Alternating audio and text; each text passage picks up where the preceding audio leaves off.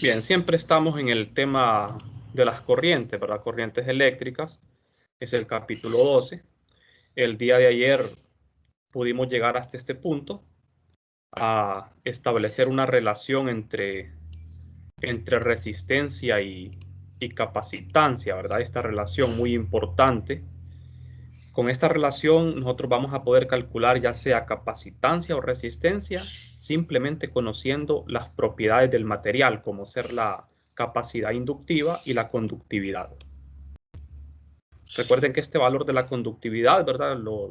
En el caso de los metales, la conductividad es bastante alta, en el caso de los dieléctricos es bastante baja, ¿verdad?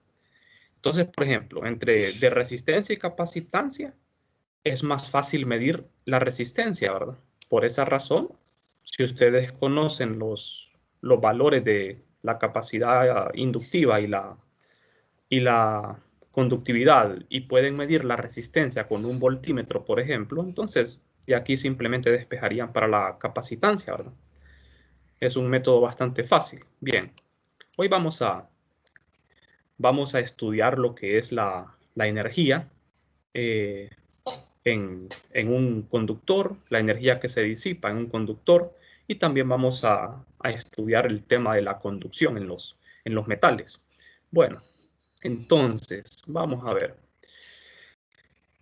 Eh, Esto que vamos a plantear acá es sobre la energía, ¿verdad? La energía eléctrica que entra al sistema debe ser transformada en otra forma de energía, por ejemplo, calor en el conductor. Aquí hablamos de lo que se llama efecto Joule, ¿verdad? Cuando hablamos de energía disipada se debe a lo que es el efecto Joule. Entonces, vamos a comenzar planteando esta ecuación que ustedes la pudieron estudiar en 321. Este es el trabajo realizado por el campo sobre una carga. Este signo menos, recuerden que se les enseñó de que el trabajo de un agente externo es carga por diferencia de potencial. Ese es el trabajo de un agente externo. Por ejemplo, una persona, ¿verdad?, que mueve una carga. Entonces esa persona realiza un trabajo al mover la carga. Ese trabajo del agente externo es igual a esto, siempre y cuando consideremos que el trabajo es reversible, ¿verdad? O sea, que la carga se mueve muy lentamente. Entonces, si consideramos el trabajo del campo, en lugar del agente externo, le colocamos un signo menos. Entonces, este signo menos aparece aquí, ¿verdad? Porque estamos hablando del campo eléctrico. Bien, entonces, vamos a utilizar lo que son pequeños cambios, ¿verdad? Delta del trabajo, un delta de la carga, o sea, pequeños incrementos para poder realizar el cálculo que vamos a hacer. Entonces, la razón a la que se realiza el trabajo eléctrico en el sistema es el siguiente. Esto que ven acá en el lado izquierdo de la ecuación es potencia. Esto es potencia, trabajo por unidad de tiempo o energía, ¿verdad? Simplemente. Entonces, ambos lados de esta ecuación, de esta, la dividimos entre tiempo, entre el delta t. De manera que en el lado derecho tengo el diferencial de carga entre el diferencial de tiempo, que no es otra cosa más que la corriente. Esto es corriente, la definición de corriente, ¿verdad? Entonces, ya con esto tenemos algo importante. Tenemos esta relación. Esta es la razón de conversión de energía en calor. En algunos libros, como ustedes ven, esto se acostumbra a escribir así, como potencia, ¿verdad? Porque esto que ven acá ustedes, esto es potencia. Es trabajo entre tiempo. Se le acostumbra a llamar potencia disipada, ¿verdad? En un circuito, la potencia disipada. O sea, se refiere a que cuando la carga fluye por un circuito, por un alambre conductor, los electrones chocan, ¿verdad?, con los átomos o moléculas del material, entonces eso produce pérdidas. Eso produce que la energía eléctrica se transforme en otra forma de energía, como ser calor, lo que he llamado efecto Joule, ¿verdad? Eso es el efecto Joule. Entonces, Aquí no le hemos puesto el signo menos, ¿verdad? Porque esta cantidad, la potencia siempre es positiva, es una cantidad que se define como positiva. Bien, entonces, la potencia de entrada en una resistencia, si estamos hablando en específico, ¿verdad? De una resistencia, como ser un foquito, un elemento calefactor, entonces podemos usar la ley de Ohm en forma macroscópica, que es esta, y lo podemos introducir en esta ecuación, en esta. Sustituimos acá la diferencia de potencial, aquí, y tenemos corriente por corriente, corriente cuadrado por R. Esta fórmula es bastante común, ¿verdad? Encontrarla en los textos. Es la potencia disipada en una resistencia. Es corriente cuadrado por R, por la resistencia. Bien, ya saben ustedes, ¿verdad? Que la potencia tiene unidades de watts, ¿verdad? Bueno, entonces hasta aquí creo que todo está en orden, ¿verdad? No sé si tienen preguntas. Creo que esto ya para ustedes ya era un tema ya visto, ¿verdad? Bien, entonces vamos a seguir. Existe otra manera también de poder escribir lo que es esa potencia, la potencia disipada. Recuerden, ¿verdad? Que por potencia disipada se refiere a conversión de energía, de la energía eléctrica en otra forma, como ser luz o calor. Generalmente, cuando se transporta la energía eléctrica en los cables, no se quiere, ¿verdad?, tener pérdidas. No se quiere que la energía se convierta en otra forma. Pero generalmente siempre lo va a hacer, ¿verdad? Porque los alambres siempre tienen una resistencia. Siempre van a tener. Ahora, en algunos casos, en algunas aplicaciones industriales, sí se quiere, ¿verdad?, que existan esas pérdidas, como por ejemplo en un foquito, ¿verdad? O sea, gracias a eso podemos iluminarlo, ¿verdad? Gracias al efecto Joule, gracias a que en la resistencia hay una potencia disipada. Podemos también escribir la potencia de otra manera si hacemos uso de la ley de Ohm siempre. Hacemos uso siempre de la ley de Ohm, pero en este caso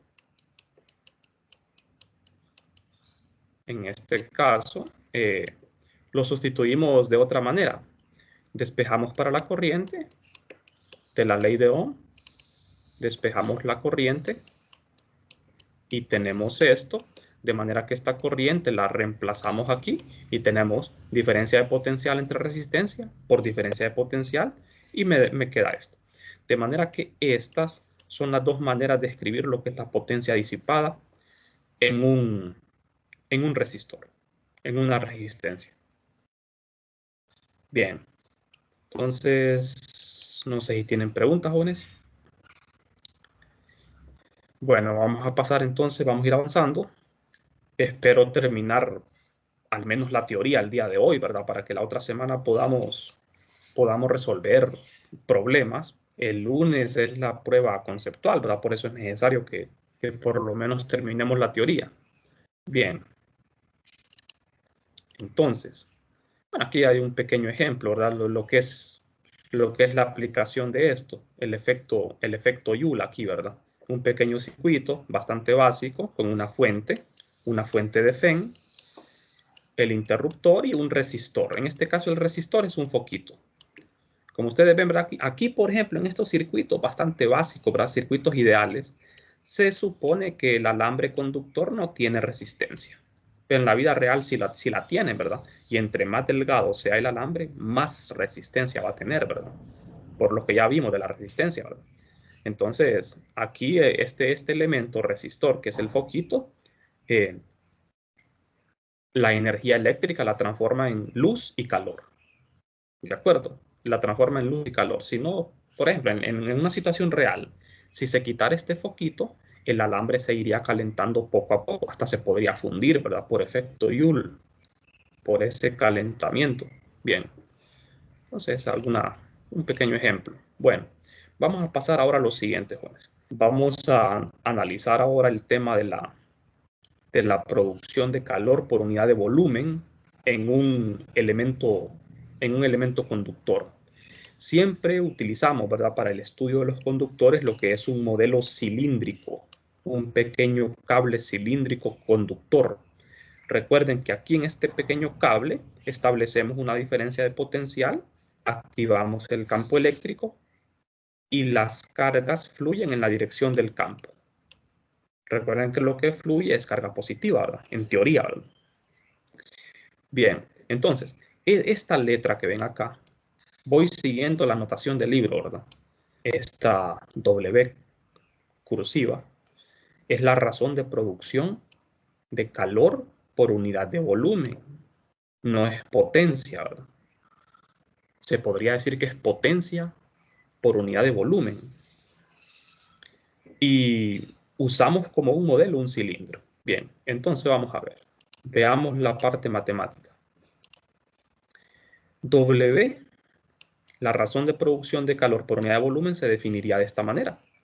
Lo que está en el numerador es potencia, lo que definimos anteriormente. Potencia. Y en el denominador tengo volumen, el volumen del cilindro. ¿De acuerdo? El volumen del cilindro. Longitud L y área A. Área transversal A. Entonces este volumen, área transversal por la altura del cilindro. Entonces, en el numerador yo puedo poner potencia simplemente.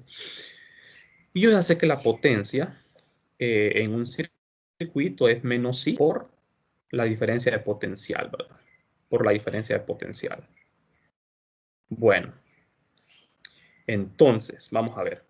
El área transversal, esta longitud, entonces aquí podemos escribir esto de una manera mucho más adecuada. Si agrupamos I entre A como un solo término, I entre A, ¿qué es I entre A?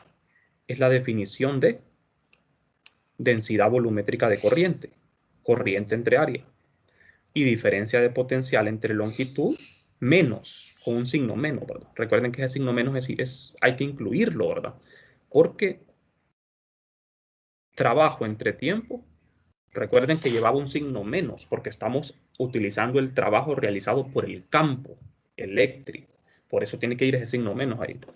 Entonces, la diferencia de potencial entre longitud multiplicada por este signo menos se obtiene a partir de esta ecuación, miren, a partir de acá, una ecuación de 321. La diferencia de potencial se escribe como la integral de línea del campo eléctrico, con un signo menos, ¿verdad? Que va en la ecuación. Entonces, ¿qué sucede si el campo es uniforme? Si el campo es uniforme, yo puedo sacar el campo de la integral y me queda el campo multiplicado por la integral del desplazamiento, que es L. O sea, delta phi es igual a menos E por L solo cuando el campo es uniforme. O sea, nosotros estamos asumiendo de que en este pequeño cilindro el campo eléctrico es uniforme. Estamos suponiendo eso. Entonces, despejando para el campo, tenemos menos delta phi entre L. De manera que nos queda que la potencia disipada por unidad de volumen es densidad de corriente por campo eléctrico. Hemos llegado a la ecuación que queríamos. Densidad de corriente libre, porque estamos hablando de la carga en un conductor, ¿verdad? Que es carga libre, multiplicada por el campo eléctrico. Bien. Bueno, esa es la potencia disipada por unidad de volumen, recuerden, ¿verdad? Vamos a continuar. Entonces, retomando esta misma ecuación, esto lo podemos escribir de dos maneras. Si yo, por ejemplo, utilizo aquí la ley de Ohm en forma microscópica, sustituyo la densidad de corriente volumétrica por la conductividad multiplicada por el campo. Y me queda el campo al cuadrado. Recuerden que esto es un escalado. Esto es un escalado. Entonces tengo otra manera de escribir la potencia disipada. Otra forma es, en lugar de, siempre usando la ley de Ohm, pero en lugar de escribirla así, despejo para el campo eléctrico. O sea, yo tengo que J es igual a la conductividad por el campo, ¿verdad? Si despejo para el campo, me queda J entre la conductividad. Entonces, esta E la sustituyo acá y me queda esto. Me queda J.J, que es J al cuadrado. Entonces, tengo las dos formas. Tengo estas dos maneras también de escribir lo que es la potencia disipada por unidad de volumen. Bien, hasta aquí no sé si tienen preguntas. Ahora, la unidad de esta cantidad, potencia disipada por volumen, es watts sobre metro cúbico. O sea, potencia por unidad de volumen. ¿De acuerdo? Potencia por unidad de volumen. Bien. Si no hay preguntas, seguimos, bro.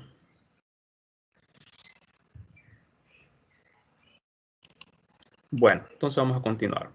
Esta ya sería la última parte de este capítulo. Este capítulo que es bastante largo, ¿no? Es la teoría de la conducción en los metales, ¿verdad? Teoría de la conducción eléctrica. Entonces vamos a ver. Vamos a analizar. Esta teoría está construida, es un modelo microscópico.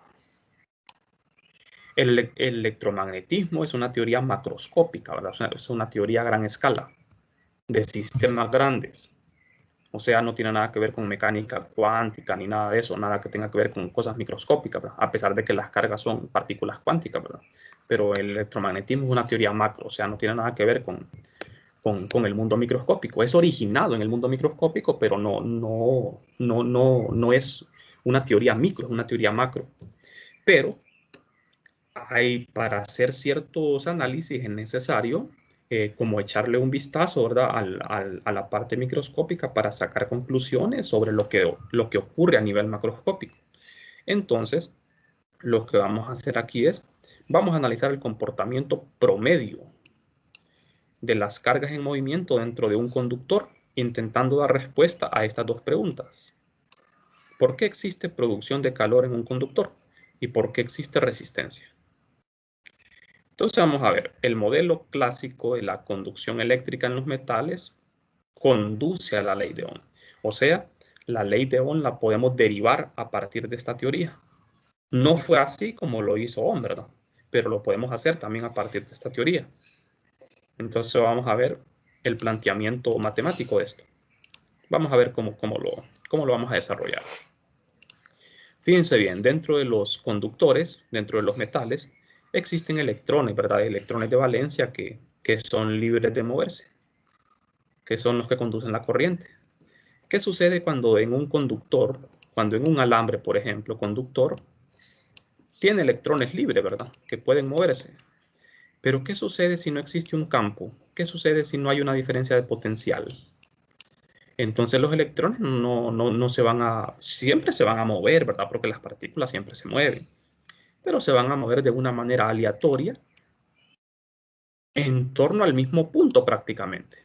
Como ustedes ven aquí, este electrón se mueve de forma aleatoria, pero su movimiento en relación con el punto inicial, suponiendo que el punto inicial es este, su cambio de posición con respecto al punto inicial es prácticamente nulo. Prácticamente está moviéndose en torno a una misma posición. Eso es sin presencia de campo eléctrico. ¿De acuerdo? Sin presencia de campo eléctrico. ¿Qué pasa cuando tenemos un campo eléctrico en el material? Entonces ahí sí las partículas se van a mover. Los electrones, como son negativos, se van a mover en dirección contraria al campo y los protones en la misma dirección del campo. Bueno, entonces, en este caso, los electrones siempre se van a mover de manera aleatoria, pero esta vez sí va a haber un desplazamiento considerable, como ustedes ven. Este es el punto inicial y este sería el punto final, de manera que el desplazamiento es bastante considerable. Esta rapidez que ven acá con la que se mueven los electrones, que es una rapidez promedio, es una rapidez que se llama rapidez de arrastre o de deriva. Es una rapidez bastante pequeña, ¿verdad? Es muy pequeña, de hecho. ¿Por qué la luz aparece instantáneamente, ¿verdad? Cuando uno enciende un interruptor, la luz, cualquier dispositivo eléctrico, ¿verdad? Cuando uno lo activa, inmediatamente el efecto, produce el efecto, ¿verdad? ¿Por qué razón? Si los portadores de carga se mueven tan despacio. Eso es por el campo eléctrico, ¿verdad? El campo eléctrico en un conductor se establece casi a la velocidad de la luz. Entonces todos los electrones comienzan a moverse al mismo tiempo. Por esa razón, el efecto es instantáneo. Es como cuando uno le da una orden de mando a un pelotón de soldados que están marchando, ¿verdad? Cuando uno les dice marchen, ¿verdad? Todos comienzan a moverse al mismo tiempo. Lo mismo sucede con los electrones en los cables, ¿verdad? Cuando el campo eléctrico se activa a la velocidad de la luz, todos los electrones del cable comienzan a moverse al mismo tiempo con una rapidez bastante lenta. En ese movimiento los electrones van chocando con los demás átomos del material y eso es lo que produce, ¿verdad? Esas pérdidas, ¿verdad? Eso es lo que produce que parte de su energía cinética se convierta en otra forma de energía como ser calor. Como ser calor. Bien, vamos a seguir. Entonces, vamos a pasar ya a la parte matemática. ¿Cómo vamos a hacer? ¿Cómo vamos a crear este modelo? Entonces, vamos a suponer, esto es importante, suponer que los electrones se mueven al azar a través del conductor, sometidos a la fuerza eléctrica y otra fuerza de origen mecánica, conocida como fuerza de fricción. O sea, cuando el electrón se mueve, ¿verdad? Se mueve porque siente la presencia del campo, pero también hay otra fuerza que se opone a ese movimiento, que es la fuerza de fricción. Por eso lleva un signo negativo. Y esa fuerza de fricción, como ven acá, va a ser proporcional a esta cantidad. Es un factor de proporcionalidad. Y esta rapidez es la rapidez de deriva o de arrastre. Este factor tiene dimensiones, ¿verdad? Tiene dimensiones tal que al ser multiplicado por la velocidad me dé unidades de fuerza, de Newton. Bueno, entonces, la fuerza neta sobre un electrón dentro de ese material la obtenemos a partir de la segunda ley de Newton. Ajá, la segunda ley de Newton. Entonces, ¿cuántas fuerzas hay sobre el electrón? Existen dos fuerzas. La fuerza eléctrica, que es esta, lleva el signo menos por la carga del electrón, y la fuerza de fricción, de origen mecánico. Esas son las dos fuerzas. Bueno, entonces, lo que sigue es, siguiendo siempre con la segunda ley de Newton, asumimos que la aceleración es cero. ¿Por qué? Porque, vamos a ver, la velocidad del electrón asumimos que es promedio. Podemos decir, ¿verdad?, que esa velocidad va a ser aproximadamente constante. Va a ser aproximadamente constante. O sea, el electrón, aparte de que se mueve lento, podemos asumir eso, que la velocidad va a ser prácticamente constante. Recuerden que es un promedio, ¿verdad? Unas suposiciones. Entonces, si la aceleración es cero, tengo la sumatoria de fuerzas igual a cero. De manera que de aquí yo puedo despejar para la rapidez de deriva. Y obtengo esto. La carga del electrón por el campo eléctrico entre el factor de proporcionalidad. Como les decía, esta es una rapidez de deriva, arrastre o terminal, así se le puede llamar. Esta rapidez es muy, muy pequeña, es una rapidez promedio, y tiene aproximadamente del orden de 10 a la menos 4 metros por segundo. Bien, entonces, continuando con esto, vamos a ver.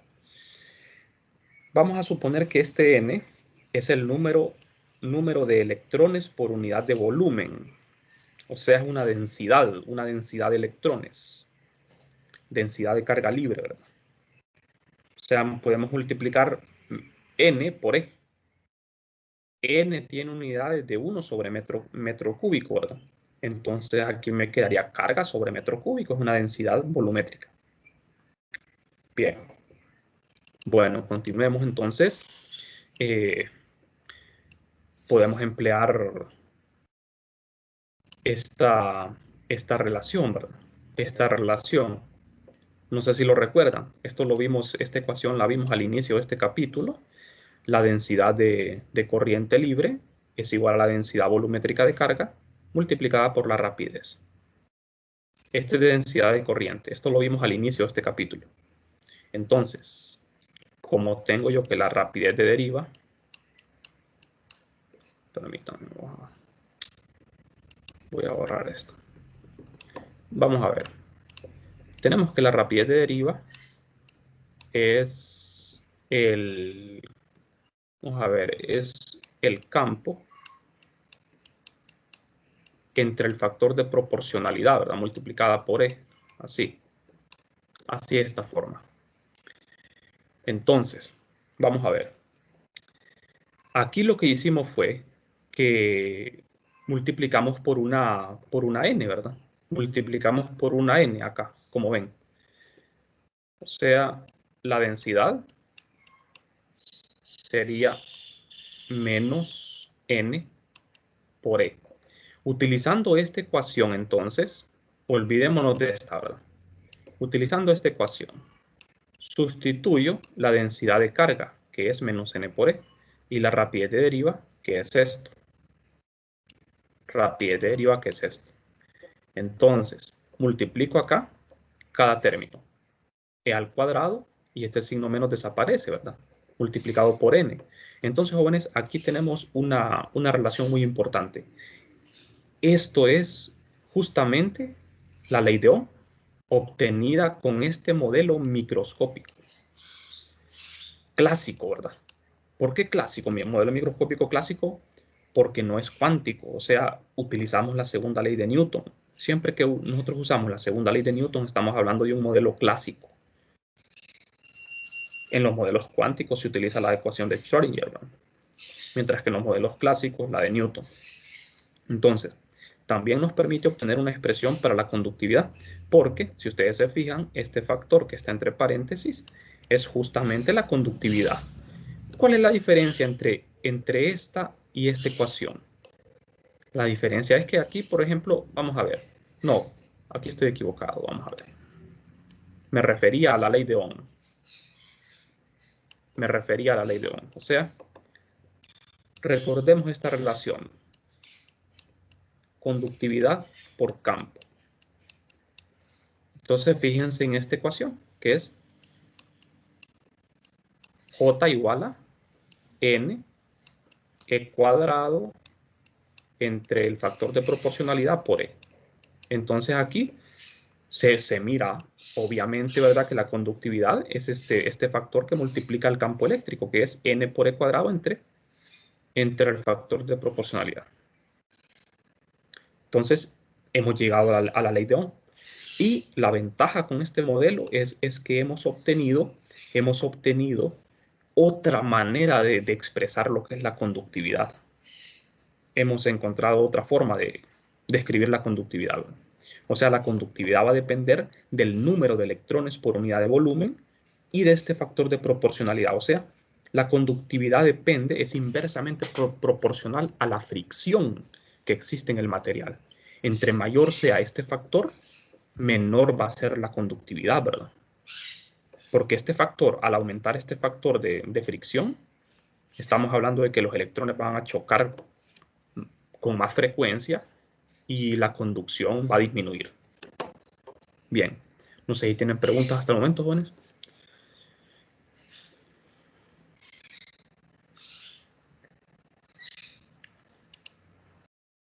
Bueno, no hay preguntas, entonces vamos a terminar entonces con esto. Vamos a terminar la clase con esto. El equilibrio electrostático. Vamos a analizar, lo que vamos a hacer es que vamos a trabajar con la ecuación de continuidad para corrientes libres, porque estamos hablando de la teoría de la conducción en metales, ¿verdad? O sea, corrientes libres. Entonces lo que vamos a hacer es lo siguiente.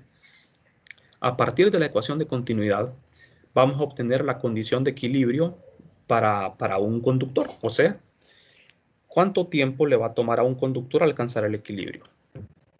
O sea, como para que se orienten acá. ¿Se acuerdan de 321?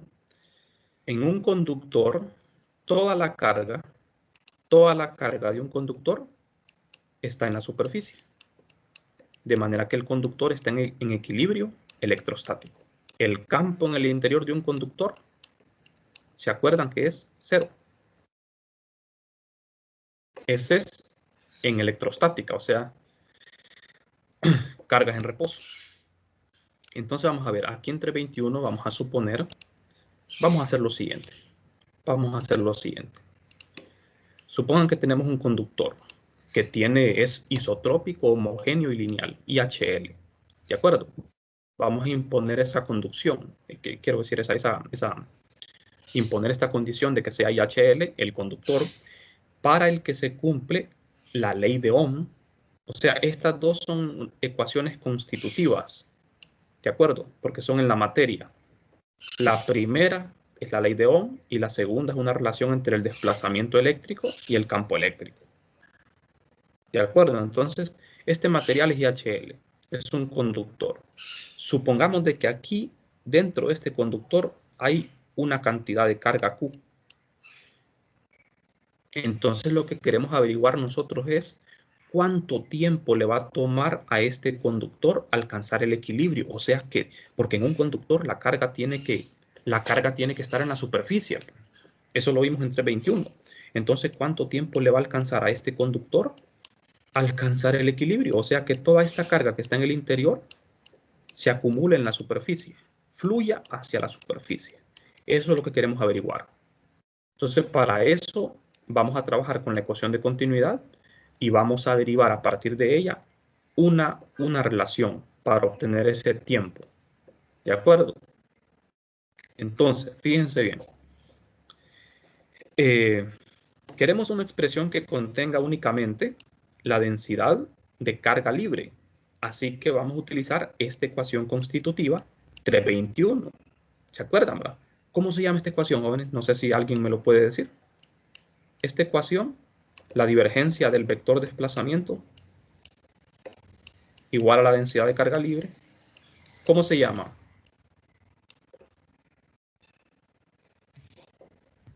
¿Cómo se llama esta ecuación? Ley de Gauss. Es la ley de Gauss, ¿verdad? La ley de Gauss. Es la ley de Gauss en la materia. O sea, bueno, es que es lo mismo, ¿verdad? O sea, la ley de Gauss yo la puedo escribir así, solo que aquí va una epsilon sub 0 y la densidad, aquí va la densidad total, neta. Esta densidad es la densidad neta, o sea, incluye tanto la densidad libre como la densidad de carga ligada.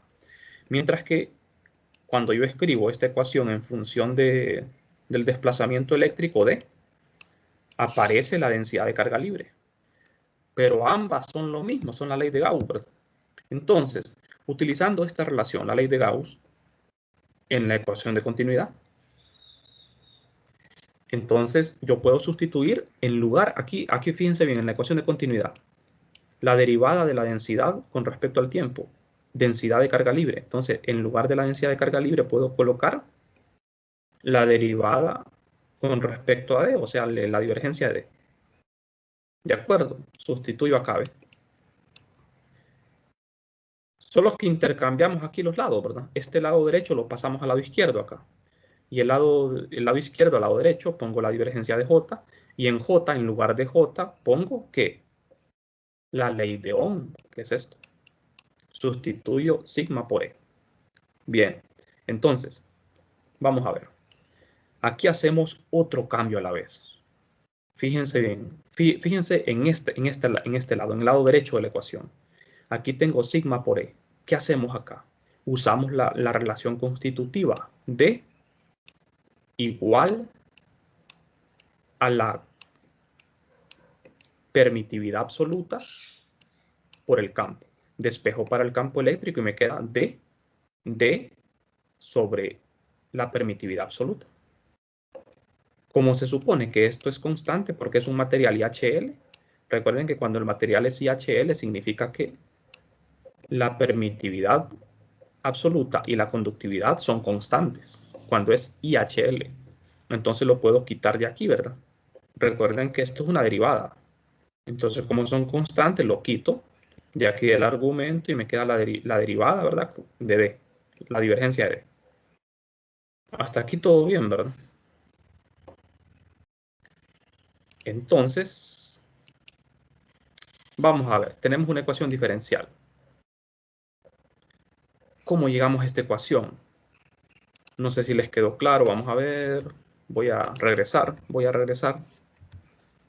Fíjense que estamos acá, ¿ves? Fíjense en el lado izquierdo, es el negativo de la derivada de ρ con respecto al tiempo y aquí tengo sigma sobre epsilon por la divergencia de D. Pero la divergencia de D, jóvenes, la divergencia de D es la densidad de carga libre. Estamos, ¿verdad? O sea, lo que tenemos es esta ecuación diferencial. ¿Ve? Lo que tenemos es esto. Es sigma entre epsilon por rho su f. Aquí es rho su f también. Esta es una ecuación diferencial que vamos a resolver. ¿Para encontrar qué? Para encontrar esto, la densidad de carga libre, como función del tiempo. O sea, lo que queremos averiguar es cuánto tiempo le va a tomar a un conductor alcanzar el equilibrio. ¿Me explico? O sea, esta ecuación, la ley de Gauss, la sustituimos acá. Entonces, vamos bien, ¿verdad? Tenemos esta ecuación diferencial. Tenemos esta ecuación diferencial. La podemos resolver. Es una ecuación diferencial de primer orden, lineal. Podemos usar separación de variable, como ven ustedes.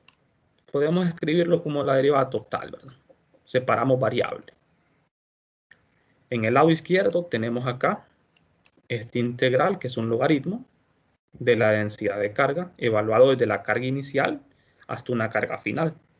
En el lado derecho tenemos esta integral, que es simple, la integral del tiempo, desde un t inicial, que es 0, siempre el t inicial es 0, hasta un tiempo arbitrario, t. O sea, la densidad de carga inicial es en el tiempo t igual a 0 y la densidad de carga final en el tiempo t igual a t. Entonces, resolvemos esto, evaluamos y llegamos a esto. Solo que aquí, en vez de escribir la densidad inicial, ponemos rho final de f. Es la densidad de carga inicial. Bien, aquí podemos usar leyes de los logaritmos para agrupar esto. Vamos a ver. No sé si tienen claro el procedimiento, jóvenes. ¿Todo está en orden? Sí. Bien, sigamos entonces. Vamos a ver. Usamos leyes de los logaritmos. Escribimos esto como logaritmo del cociente y despejamos para la densidad final.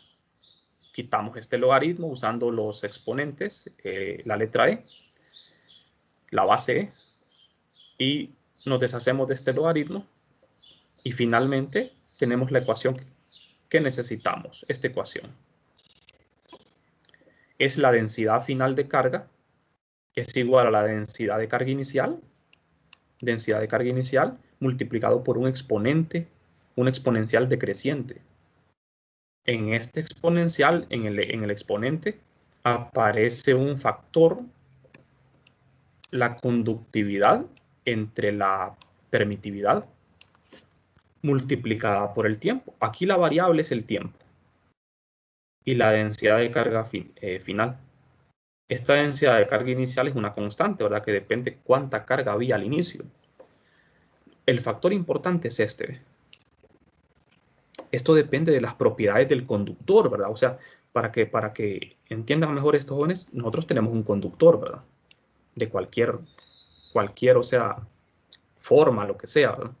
Que tiene sus propiedades, tiene su conductividad y tiene su permitividad. Entonces, si ustedes vienen y colocan una cantidad de carga en este conductor, como es un conductor, ¿verdad? La carga tiene que fluir hacia la superficie, tiene que acumularse en la superficie. Entonces, ¿en cuánto tiempo se va a llevar a cabo ese proceso? Eso me lo dice esta ecuación. Fíjense bien, a esta letra, a esta cantidad, la conductividad entre la permitividad, solo que al inverso de esto, o sea, al escribirlo así, permitividad entre conductividad, a eso se le llama el tiempo de relajación. Tau, la letra tau es un tiempo llamado tiempo de relajación, que es el tiempo para alcanzar el equilibrio. Entonces, esto representa, ¿verdad?, la cantidad de carga inicial en el sistema. Ahora bien, podemos escribir esto de esta forma, más conveniente, haciendo uso de la letra tau. Entonces, escrito así, me queda un poco más obvia la relación, ¿verdad? Esto es un exponencial decreciente, significa que la carga que hay, la carga libre que existe dentro de un conductor, tiene que decaer, no puede permanecer ahí. Y entre mejor conductor sea un material, más rápido va a decaer. ¿Por qué? Porque los buenos conductores tienen valores bien altos de la conductividad y valores bien bajos de permitividad. O sea, fíjense bien, el tiempo de relajación es la permitividad entre conductividad. Entonces, los buenos conductores tienen valores altísimos de conductividad, casi infinitos. Entonces, si la conductividad es muy grande, ¿qué le pasa a tau? Como es inversamente proporcional a la conductividad, si la conductividad es muy grande, ¿qué le pasa a tau? Disminuye. Disminuye, ¿verdad? Tiende a cero prácticamente. Entonces, fíjense en el exponente. E elevado a la menos t. T es una variable. Entre tau. Para un buen conductor, tau prácticamente es cero.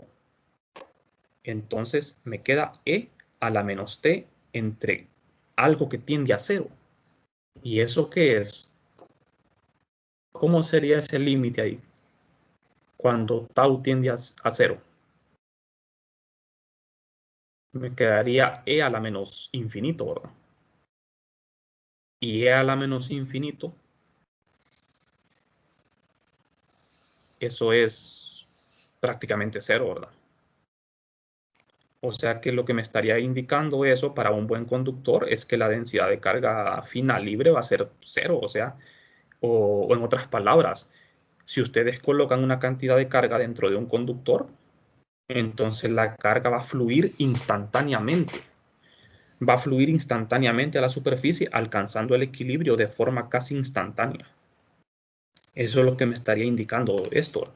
En cambio, para un mal conductor, así como el vidrio, materiales como la madera, el vidrio, que son malos conductores, entonces el tiempo de relajación va a ser un tiempo bien alto, porque la conductividad es bastante baja.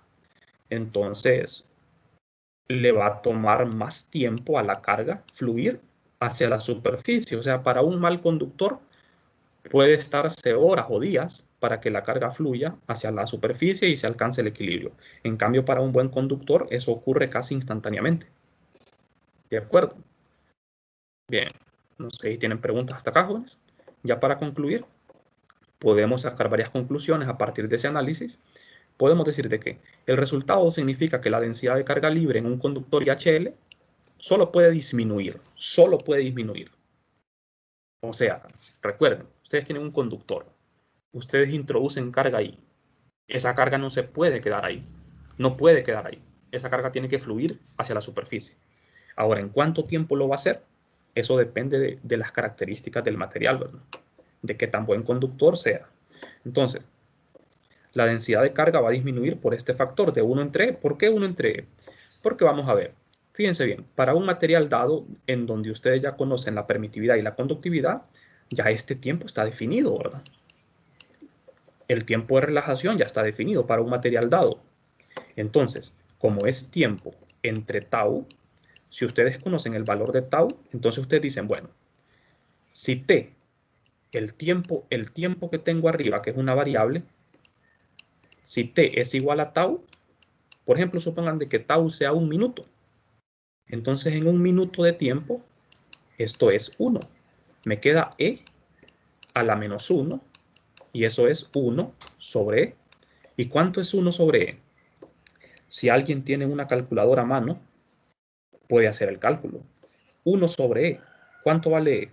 Es una constante, vale como 2.71 y algo así, ¿verdad? Dividan 1 entre e, eso les va a dar un valor, lo multiplican por 100. No sé si alguien quiere participar. 0.37, 1 entre E. Ajá, bien. Multiplique eso por 100 y le da 37 aproximadamente, ¿verdad? Eso le va a dar 37% como un porcentaje. Entonces, ese porcentaje representa la cantidad de carga que va a quedar dentro del conductor. ¿Estamos de acuerdo, jóvenes? O sea, fíjense bien acá, ¿verdad? Este es el tiempo de relajación, es el tiempo requerido para lograr el equilibrio. La constante de tiempo tau ofrece una medida de lo bueno que es un conductor. Conductor perfecto es cuando prácticamente la conductividad tiende a infinito. O sea que Para un buen conductor, tau va a ser prácticamente cero. Va a ser prácticamente cero. Ahora, una situación más realista. En la mayoría de los metales, la permitividad es aproximadamente igual a la permitividad del vacío, ¿verdad? Un ejemplo aquí, el cobre. Para el cobre tenemos un valor de conductividad igual a esto. Entonces, si podemos obtener el valor del tiempo de relajación para el cobre, dividimos la permitividad entre la conductividad. Y eso me da un tiempo de 10 a la menos 19 segundos. O sea, es un tiempo muy pequeño, prácticamente cero. Esto es prácticamente cero, como lo dice la teoría, ¿verdad? De manera que, si ustedes dividen, ¿verdad? O sea, vamos a ver. Si les voy a poner el siguiente ejemplo. Ustedes me dicen si se comprende o no. Supongan que dentro de este conductor es de cobre. Dentro de este conductor de cobre yo coloco una carga Q, una cantidad de carga libre Q. Entonces, esta es una carga Q. Esta carga tiene que fluir hacia la superficie, ¿verdad? Porque el cobre es un buen conductor. Entonces, el reloj comienza a partir de cero, ¿verdad? Ponemos nuestro cronómetro en cero y empezamos a contar. En t igual a 0, la cantidad de carga dentro del conductor es esta, es una cantidad Q. Es una cantidad de carga Q. O podemos, en vez de carga, decir densidad de carga, ahora que podemos usar una densidad en vez de Q. Entonces, nuestro cronómetro comienza a contar y cuando el tiempo va exactamente por 10 a la menos 19, tenemos de que el tiempo es igual a tau, ¿verdad? Entonces me queda 1. E a la menos 1, porque esto lleva un signo menos, recuerden, es justamente lo que me dijeron ustedes, ¿verdad? 0.36. 1 sobre E da 0.36. En porcentaje, eso es aproximadamente 36%. De manera que el 36% de esta carga ha disminuido. ¿De acuerdo? Ha disminuido. O sea que la carga prácticamente de forma instantánea va a fluir hacia la superficie hasta que no quede nada de carga aquí en el interior. Y cuando no quede nada de carga en el interior y toda se encuentra en la superficie, el conductor va a quedar en equilibrio, el campo eléctrico en el interior va a ser cero. A eso se refiere, ¿verdad? Toda esta teoría. Bien.